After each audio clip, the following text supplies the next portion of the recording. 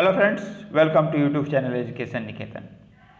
आज के हम इस वीडियो में बिहार विधानसभा चुनाव 2020 यानी कि जो 17वीं विधानसभा चुनाव हुआ है उससे संबंधित जितने भी फैक्ट्स हैं उसको एक वीडियो में कवर करने की कोशिश करेंगे।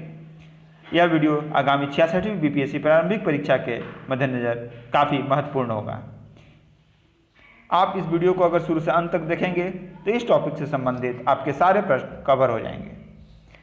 तो चलिए स्टार्ट करते हैं। 17वीं बिहार विधानसभा चुनाव की घोषणा निर्वाचन आयोग के प्रमुख यानी chief election commissioner Sunil Arora के द्वारा 25 सितंबर 2020 को की गई। यह चुनाव 3 चरणों में संपन्न कराया गया, जिसके पहले चरण का आयोजन 28 अक्टूबर 2020 को किया गया, जिसमें 71 सीटों पर मतदान हुआ।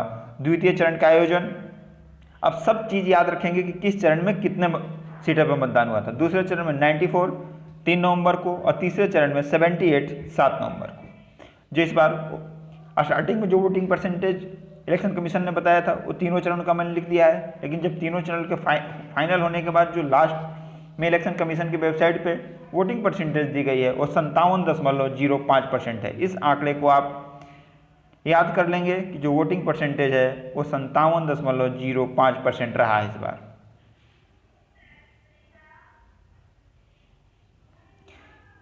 इसके अलावा परिणामों की घोषणा 10 नवंबर 2020 को की गई है।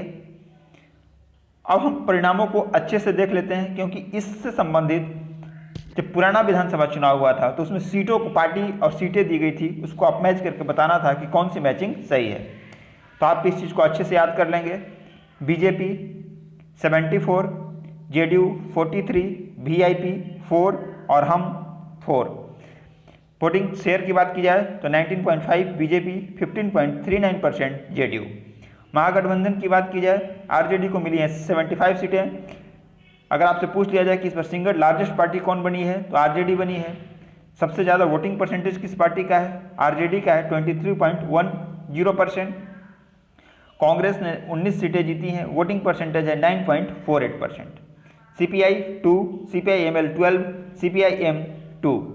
इसके अलावा अदर्स की बात की जाए तो एआईएमआईएम 5 सीटें, बीएसपी 1 सीट, लोजपा 1 सीट और इंडिपेंडेंट कैंडिडेट ने भी 1 सीट जीता है। अब जो इम्पोर्टेंट फैक्टर है हमारा, इस बार नोटा की क्या स्थिति रही, तो नोटा में इस बार 7,06,252 मत पड़े हैं, जो कि टोटल वैध मतों का 1.68% है। इसके बाद अभी और भी बहुत सारे फैक्ट्स हैं जिसे हम एक छोटी सी सूचना साझा कर देते हैं। इसके बाद देखते हैं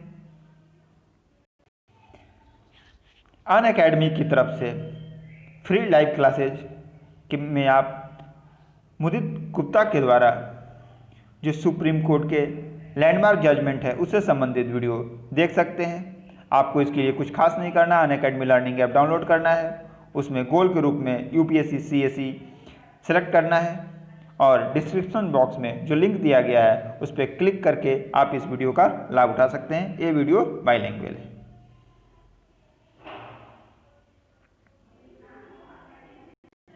बिहार के मुख्य निर्वाचन अधिकारी अशोक कुमार चौहान है। इस फैक्ट को आप याद रखेंगे क्योंकि अभी चुनाव संपन्न हुआ है। इसके अलावा 16वीं जो विधानसभा थी, यह 17वीं विधानसभा है, उसका कार्यकाल जो है 29 नवंबर 2020 को समाप्त हो रहा है।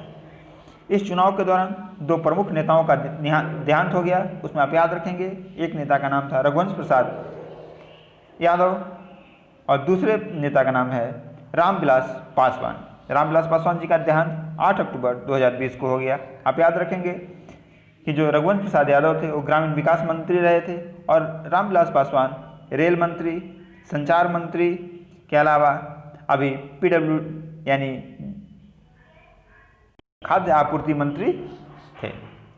इसके बाद इस चुनाव के साथ ही साथ एक लोकसभा सीट के लिए भी उपचुनाव हुआ था। उस सीट का नाम आप जरूर याद रखेंगे, वाल्मीकि नगर। पूछा जा सकता है कि 2020 का जो विधानसभा चुनाव हुआ था उसके साथ ही साथ किस लोकसभा चुनाव भी कराया गया था, उपचुनाव, तो नगर था वाल्मीकि नगर। विजेता हुए हैं वहाँ के जेडीयू के सुनील कुमार और उप विजेता रहे हैं प्रवेश कुमार मिश्रा। महिलाओं की वोटिंग परसेंटेज की बात की जाए तो 59.7% इस बार महिलाओं की वोटिंग रही है, जबकि पुरुषों का वोटिंग का परसेंटेज 54.6% रहा है। यानी कि आप इस चीज़ को ध्यान रखेंगे कि महिलाओं का वोटिंग परसेंटेज पुरुषों की तुलना में 5% अधिक रहा है। इसके साथ ही साथ हमने 2015 और 2020 के भी वोटिंग परसेंटेज को आपके साथ कंपैरिजन किया है, ताकि आपको ये पता चले कि वोटिंग परसेंटेज में किस तरीके के अंतर आ रहे हैं। पिछली बार जो चुनाव हुआ था 2015 का, उसमें 60.4% वोटिंग परसेंटेज था महिलाओं का, और 2010 का जो विधानसभा चुनाव हुआ था उसमें 54.5% था। इसके साथ ही साथ पुरुषों का परसेंटेज 53.3% था और 2010 के चुनाव में 51.1% था। आप देख सकते हैं कि पुरुषों का वोटिंग परसेंटेज में लगातार वृद्धि हुई है, लेकिन इस बार महिलाओं के वोटिंग परसेंटेज में 2015 की तुलना में थोड़ी कमी देखी गई है। कुछ फैक्ट्स मैं आपको और भी बता देता हूँ।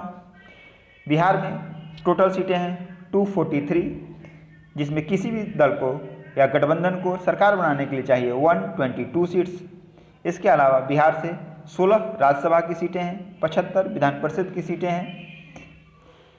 आप एक चीज़ और ध्यान रखेंगे कि अगर ऐसी स्थिति उत्पन्न होती है कि हंग असेंबली बनती है, तो जो प्रेफरेंस है सबसे पहले प्री पोल अलायंस को दिया जाता है। अगर प्री पोल अलायंस सरकार बनाने की स्थिति में नहीं होती है तो सिंगल लार्जेस्ट पार्टी को यह अपॉर्चुनिटी प्रदान की जाती है। कोरोना के काल में किसी भी राज्य में जो पूरी विधानसभा है वहाँ चुनाव हुआ हो तो पहला राज्य बना है बिहार। इसके साथ ही साथ मध्य प्रदेश, उड़ीसा, उत्तर प्रदेश जैसे राज्यों में कर्नाटक, गुजरात बाईपोल भी हुए थे। तो इन चीज़ों को, इतने फैक्ट्स को आप याद रखेंगे। अगर आपको हमारे यह प्रयास अच्छा लगा तो आप हमारे इस वीडियो को लाइक करें और इस चैनल को सब्सक्राइब करें। हम 66वीं बीपीएससी से संबंधित और भी करंट अफेयर्स समय समय पर आपको उपलब्ध कराते रहेंगे। Thank you and good luck for exam.